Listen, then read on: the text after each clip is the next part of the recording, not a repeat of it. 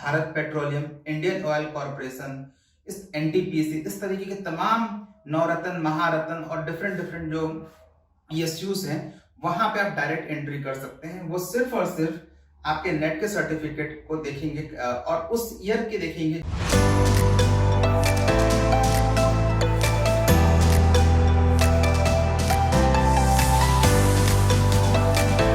Good morning student, my name is Rahul Kumar. आज मैं इस बारे में डिस्कस करने वाला हूं कि कौन कौन से ऐसे स्टूडेंट हैं जिनको कोड 55 ऑप्ट करके यूजीसी नेट का एग्जाम देना चाहिए।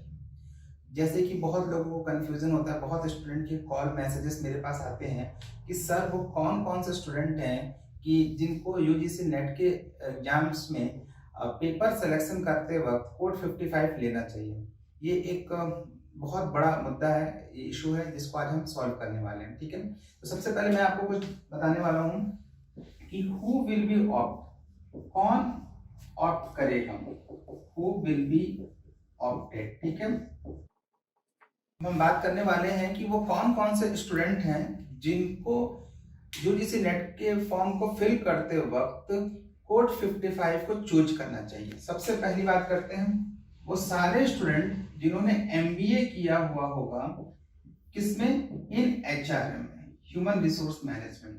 वो सारे स्टूडेंट जो या तो डिस्टेंस से किए हैं या फिर वो रेगुलर से किए हैं, जिनका एमबीए एचआर में है, जिनकी स्पेशलाइजेशन एचआर है, वो कर सकते हैं कोड 55 को ऑप्ट। दूसरा, वो सारे स्टूडेंट जिन्होंने पीजीडीएम किया हुआ है एचआरएम से, वो भी ऑप्ट कर सकते हैं।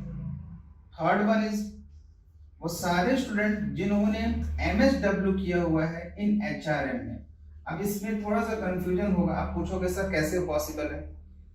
जिनका मास्टर्स इन सोशल वर्क के अंदर स्पेशलाइजेशन एचआर होगा, ह्यूमन रिसोर्स मैनेजमेंट होगा, वो भी कोड 55 के साथ जा सकते हैं, वो भी इसमें पेपर दे सकते हैं।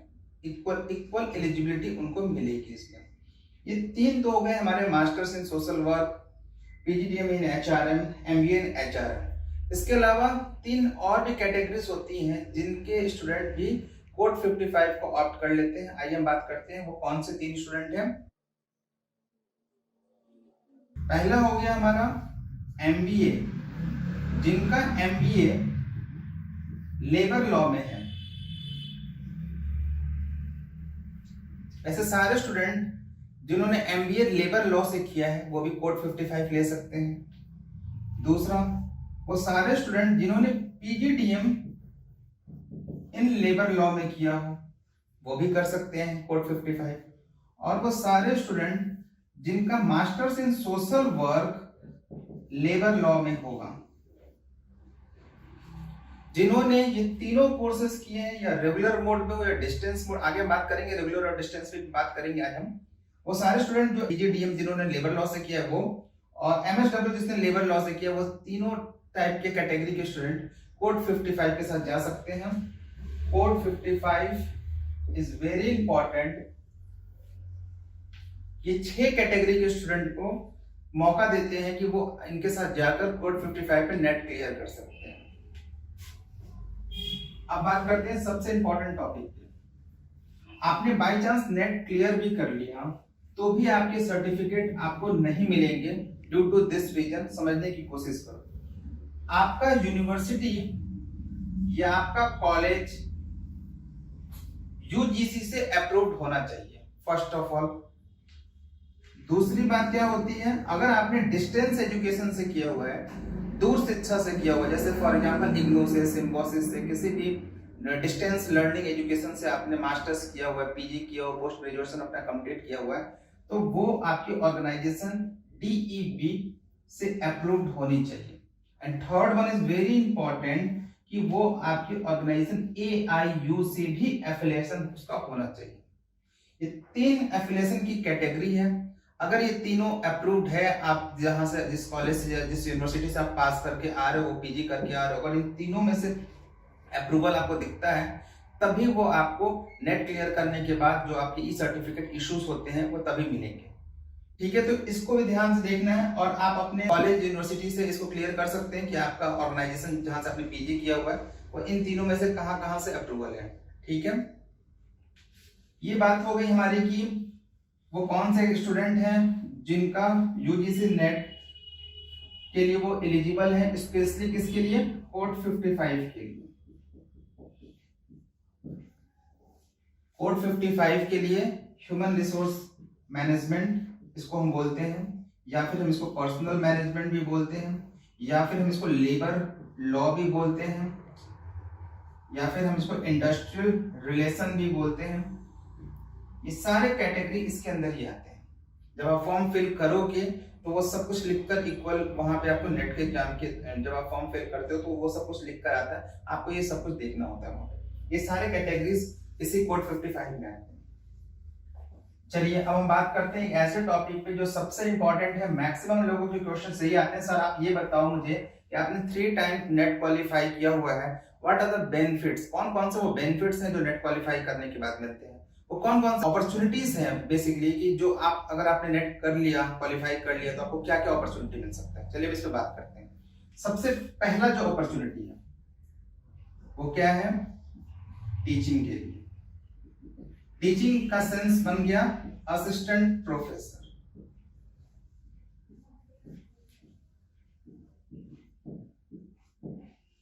अगर आपने कोड 55 से नेट कर लिया है, आपने एचआर से नेट कर लिया, अगर आपका एमएसडब्ल्यू, पीजीडीएम या एमबीए एचआर से था, स्पेशलाइजेशन उसमें आपका एचआर था, तो सबसे पहले आपको जो अपॉर्चुनिटी मिलती है वो ये मिलती है कि किसी भी प्राइवेट कॉलेज में, प्राइवेट कॉलेज हो या फिर गवर्नमेंट कॉलेज हो या फिर सेमी गवर्नमेंट हो, फंड एडेड कॉलेज हो, कोई भी कॉलेज है, वहां पे आप एलिजिबल हो जाएंगे as a teaching, as assistant professor job करने के लिए।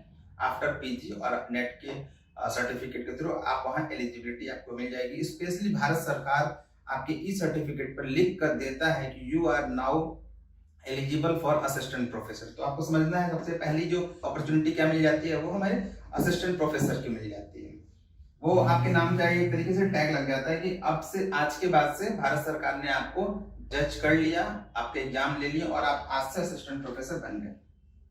दूसरा जो सबसे इंपॉर्टेंट अपॉर्चुनिटी है नेट को क्लियर करने के बाद वो होता है पीएचडी में। जितने भी रेगुलर यूनिवर्सिटीज हैं, डिस्टेंस वाले यूनिवर्सिटीज हैं और जितने भी प्राइवेट, स्टेट, सेंट्रल गवर्नमेंट और deemed university, deemed to be university जो होते हैं, वहां के लिए आप एलिजिबल हो जाएंगे विदाउट एंट्रेंस टेस्ट। आप डायरेक्ट वहां इंटरव्यू में अपीयर होगे, अपने शॉर्ट्स रिसर्च प्रपोजल के साथ आप वहां पे जाएंगे और वहां आपका कोई एग्जाम नहीं होने वाला, आप डायरेक्ट वहां पे इंटरव्यू के लिए जा सकते हैं। ये एक सबसे बड़ा बेनिफिट है। आपने यहाँ टेस्ट दे दिया, अब आपको वहां टेस्ट देने की बिल्कुल जरूरत नहीं है। तो इसके थ्रू आप इस सब्जेक्ट से क्लियर करने के बाद आप इन सब जगह पे रेगुलर या डिस्टेंस यूनिवर्सिटी में, प्राइवेट हो, स्टेट गवर्नमेंट की यूनिवर्सिटी हो, सेंट्रल गवर्नमेंट की यूनिवर्सिटी हो, डीम्ड यूनिवर्सिटी हो या कोई ऐसा इंस्टीट्यूशन हो जो कि नेशनल इंपॉर्टेंस का जिसको टैग मिला हुआ है, वहां पे एडमिशन करा सकते हो। और वो आपकी सिर्फ और सिर्फ और वहां पे आपकी सिर्फ इंटरव्यू ली जाएंगे और इंटरव्यू के अकॉर्डिंग आपको परफॉर्मेंस चेक किया जाएगा। आपको रिटन टेस्ट वहां बिल्कुल ही नहीं देना। ये तो आपको मैंने बता दिया कि दो सबसे इंपॉर्टेंट बेनिफिट है। अब हम बात करते हैं थर्ड वन। आप बोलोगे सर इसका कोई बेनिफिट तो दिख समझ में आया नहीं, कोई जॉब लगने का कोई चांस है क्या? तो अब हम बात करते हैं जॉब के बारे में। जॉब कैसे मिल सकता है? फर्स्ट प्रायोरिटी देखिए, जितनी भी गवर्नमेंट कॉलेज की वैकेंसी आती है या फिर प्राइवेट कॉलेज की वैकेंसी आती है, वहां पे आप अप्लाई कर सकते हो। फर्स्ट बात तो ये होगी। दूसरी की जितनी गवर्नमेंट सेक्टर की वैकेंसी आती है, अब आपके माइंड में आएगा सर गवर्नमेंट सेक्टर में क्या हो सकता है? जितने भी पीएसयूज होते हैं, PSU means public sector undertaking, जैसे for example ONGC, Bharat Petroleum, Indian Oil Corporation, इस एनटीपीसी, इस तरीके के तमाम नवरत्न, महारत्न और डिफरेंट जो पीएसयूज हैं, वहां पे आप डायरेक्ट एंट्री कर सकते हैं। वो सिर्फ और सिर्फ आपके नेट के सर्टिफिकेट को देखेंगे और उस ईयर के देखेंगे जिस ईयर में आप पास होके आए। फॉर एग्जांपल अगर 2022 में 2022 की जुलाई में वैकेंसी आने वाली है तो आपको 2022 के जुलाई में नेट क्लियर करके दिखाना होगा उनको, उस करंट ईयर का वो सर्टिफिकेट उनको चाहिए होता है। और वहां पे सिर्फ और सिर्फ आपको इंटरव्यू देना है, आपको कोई एग्जाम देना ही नहीं है। और वहां आपकी जो ज्वाइनिंग होती है वो एज असिस्टेंट मैनेजर की होती है। ये इसके मेन बेनिफिट है। मैक्सिमम लोग कोड 55 को इसलिए ऑप्ट भी करते हैं क्योंकि उनको पीएसयू में जाना होता है। इसमें जाने की जो मैक्सिमम एज कैटेगरी होती है वो 30 ईयर की होती है, 30 साल की एज तक आप जा सकते हो। अगर आपको पीएसयू में जाना है तो यहाँ से आसानी से जा सकते हो। अब सबसे बड़ी बात ये है कि इस कोड 55 में जो एक सबसे जो इश्यूज जो होते हैं वो ये होते हैं कि हमने अपने सेमेस्टर के ड्यूरेशन में एमबीए में, पीजीडीए में, एमएसडब्ल्यू में इस तरीके से पढ़ाई नहीं किया होता। हम सिर्फ सेमेस्टर पास करने के हिसाब से वहां पढ़ाई करते हैं। हमें ये पता नहीं चल पाता है एक्चुअल में कि जो भी हमने वहां स्टडी किया सब्जेक्ट को, टॉपिक को, वो सिर्फ सेमेस्टर के अकॉर्डिंग चलता है। जब हम वापस यहाँ आते हैं तो हमें उस 2 साल में जितना हमने स्टडी किया उसको दोबारा से करना पड़ता है, बट उसमें एक स्ट्रेटजी जुड़ी जाती है और उसको नेट के एग्जाम के पॉइंट ऑफ व्यू से हमें क्लियर करना होता है।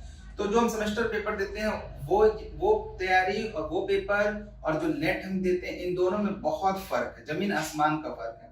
लिटरली आप विश्वास करें कि जब आपका नेट क्लियर होगा और जब आप इस लेवल पे पहुंचेंगे कि आपका नेट क्लियर हो गया तो आपके अंदर एक अलग तरीके का कॉन्फिडेंस होगा, आत्मविश्वास होगा और आपको आपके सब्जेक्ट पे इतना अच्छे से कमांड हो जाएगा, इतने अच्छे से नॉलेज हो जाएगा जैसा आपने कभी सोचा भी नहीं था। तो ये कुछ हमारे बेनिफिट हो गए। अब आपके डाउट्स क्लियर हो गए होंगे कि कौन कौन से स्टूडेंट अप्लाई कर सकते हैं यूजीसी नेट के एग्जाम के लिए और इसके क्या क्या बेनिफिट्स मिल सकते हैं। आपको सबसे पहले असिस्टेंट प्रोफेसर के लिए जा सकते हो, एलिजिबल हो जाओगे। सेकंड की आप पीएचडी में एंट्रेंस के लिए एलिजिबल हो जाओगे। थर्ड आप जॉब के लिए अप्लाई कर सकते हो, गवर्नमेंट जॉब के लिए कर सकते हो, प्राइवेट जॉब के लिए भी इवन कर सकते हो। जो बहुत सारी एमएनसी कंपनी होती है जो अपने पास एचआर को हायर करती है वो भी नेट क्वालिफाइड इन एचआर को ही मांगते हैं, तो वहां पे भी जा सकते हो। फॉर एग्जांपल एचसीएल, विप्रो और बहुत सारी ऐसे ऑर्गेनाइजेशन है जो कि स्पेशली उनको ही हायर करती हैं जिनका नेट एचआर में होता है, क्योंकि जो नेट एचआर में कोड 55 में करते हैं उनका लेबर कंप्लायंसेस पे बहुत अच्छा कमांड बन जाता है, लेबर लॉस बहुत अच्छे से वो जानते हैं। तो ये बहुत इंपॉर्टेंट आज का सेशन था जो मुझे आपके साथ शेयर करना था। आई होप कि आपको समझ में आ गया होगा अच्छे से। अगर किसी को कोई डाउट है, कोई क्वेश्चन है, कोई क्वेरीज है, वो कमेंट बॉक्स में मुझे मैसेज कर दें। I will reply your all queries without any delay. मुझे जब भी टाइम मिलेगा मैं 100% आपका रिप्लाई करूंगा। Thank you so much for your support. और जितने भी व्यूअर्स, जितने भी स्टूडेंट इस वीडियो को देख रहे हैं, मेरा रिक्वेस्ट है आप सबसे कि इसको प्लीज इसको और भी लोगों तक बात को, इस अवेयरनेस को फैलाएं, बताएं कि क्योंकि उनके कंफ्यूजन स्पेशली दूर होने जरूरी है कि हमारे कोड 55 में को लेकर बहुत लोगों की कंफ्यूजन होते हैं कि कैसे क्या होता है। मैं नेक्स्ट अपने वीडियो में इस बात को बताऊंगा कि जो सिलेबस होता है वो कैसा होता है नेट का और क्या कौन कौन से स्ट्रेटजी होती है, क्या क्या पढ़ना होता है, वो मेरे नेक्स्ट वीडियो में आपको देखने को मिलेंगे। तो अभी के वीडियो के लिए थैंक यू सो मच।